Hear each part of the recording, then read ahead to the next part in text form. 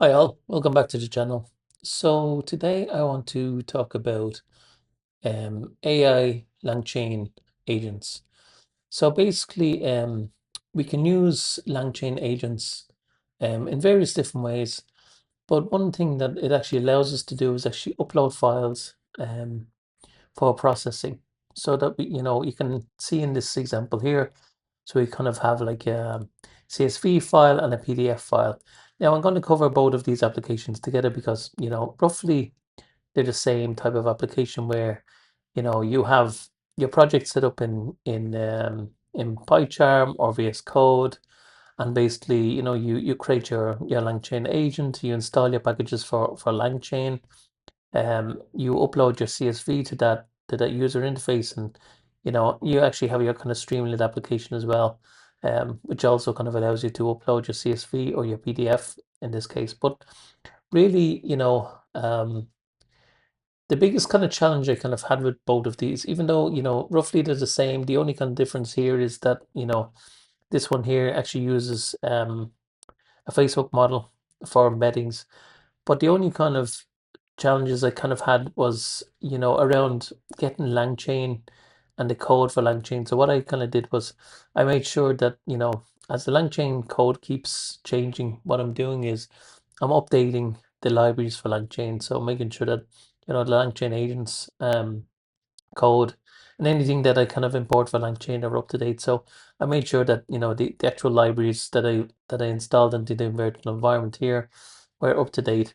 So I'll kind of show you one of these here, and like I sort of say, we can kind of quickly kind of go through.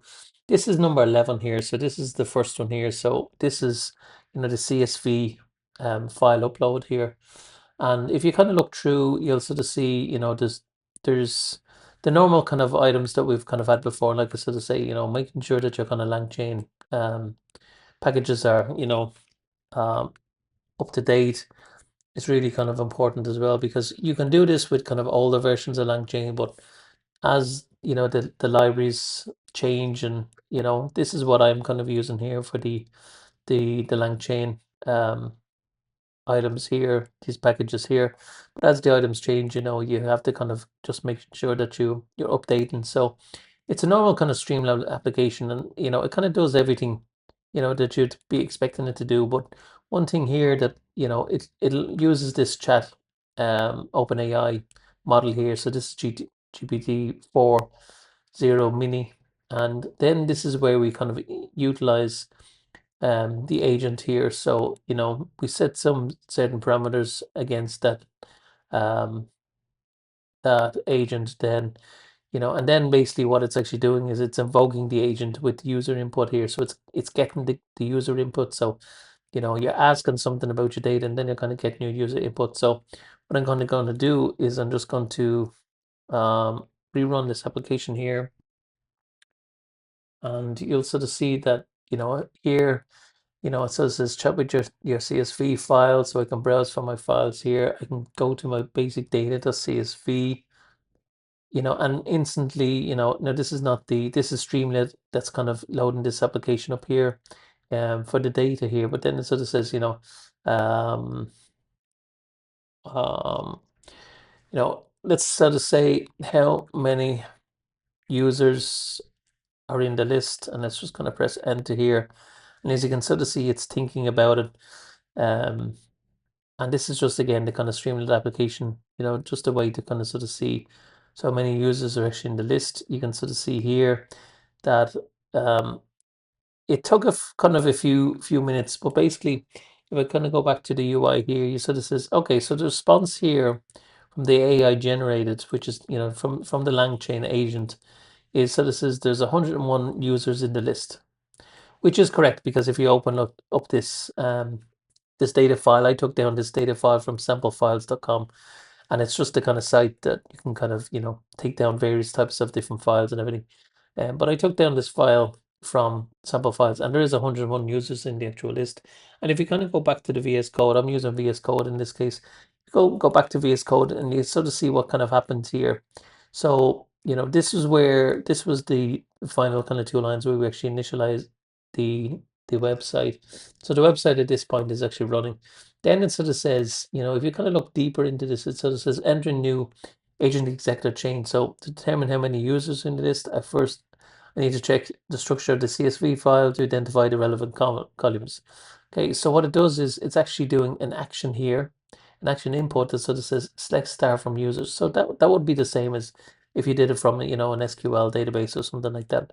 Assuming the table is named users. So it's basically just taken the CSV file that we actually have, uploaded it and converted it in memory to an actual a type of a table so that it can run various kind of queries onto it. And then it says here, you can see the observation here, the sample CSV is a file, okay, and then it says the thought, right? So this is the thought from the Langchain agent. It seems that the action to list the columns did not return the expected result. I need to summarize the data to get an overview of the CSV. Okay, so it kind of does this. Now it's done it a kind of a few times, and it's kind of which is why it was kind of a little bit kind of slow. But you would have to kind of modify this code. But it's just a kind of proof of concept to sort of say, okay, so the action here is the actual summarized data.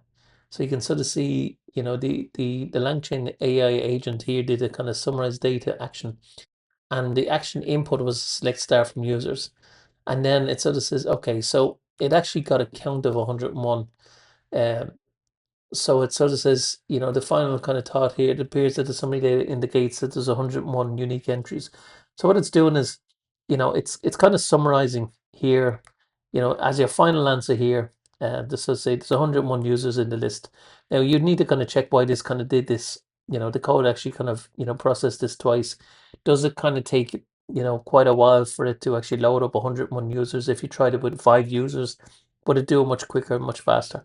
Um, but all you're kind of doing is you're actually using, OpenAI here to help you run the Langchain agent and help you to kind of summarize the data. So there is an OpenAI model here that's behind the scenes that you're basically kind of going, and that's where we sort of saw it before in the code to sort of say that we have here like a chat OpenAI. So it's using a kind of chat OpenAI model here to actually kind of help the agent to summarize the data. So when the response comes back, it knows how many users was actually in the list. So it's quite a simple program. The rest of it's just kind of some loading up the information in the CSV and all of that kind of sort of stuff.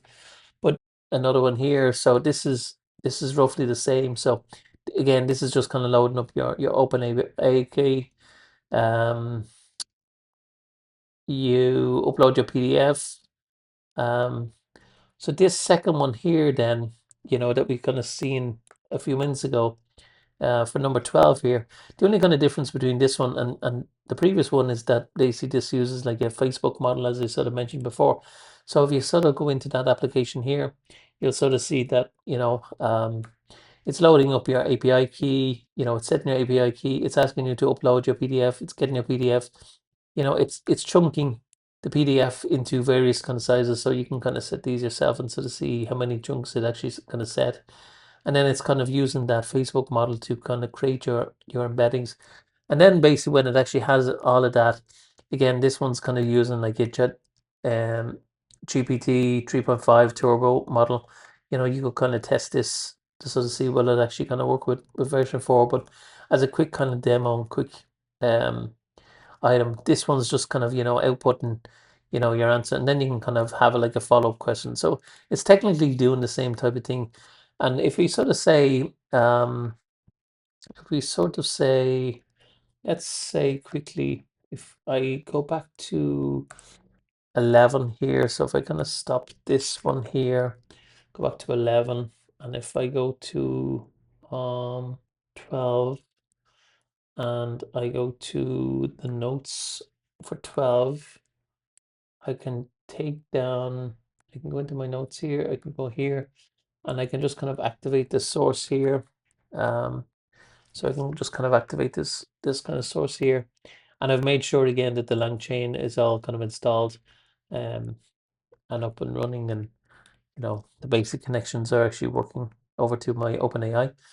And you'll sort of see this is the second one here. So like, again, it's just a kind of simple application, but just says ask your PDF. So you can kind of browse for a kind of PDF here. So if I kind of go here and let's see if we have a basic text PDF, and it'll kind of process that PDF. So this says now it says ask a question about your PDF. So let's sort of see if there's something actually in that PDF. So if I go to my downloads, go to my number 12, and let's sort of see, here's this sample PDF. So, it's talking about, it's a sample document for PDF testing. So, I see there's something here about introduction. Okay, so what I'm gonna do is I'm gonna just say, tell me about the introduction, and let's see if it. Okay, so this one was actually kind of faster because what actually happened here was, it says the introduction is a simple document created by Test Basic PDF functionality.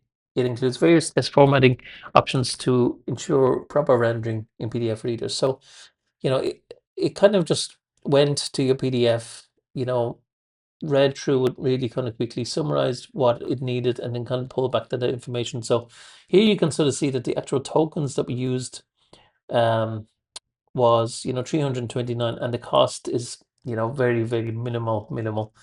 um but there was an actual kind of cost to it. So I kind of like this version of the application because it does kind of give you an actual kind of cost indication as well. But um you can also kind of then ask a kind of follow-up question. So it kind of proves that both of them are working. So we have our like, yeah, our CSV file upload, and we have our PDF file upload, and they're both working. They're both running, and they're just a kind of basic way. A lot of people have made kind of really extensive videos about these, but you know, using kind of Langchain agents, they can run independently. They can be used for various things. And in the next video, we'll see something where they'll actually run a script for us. Okay, so that's all for this video. Thank you.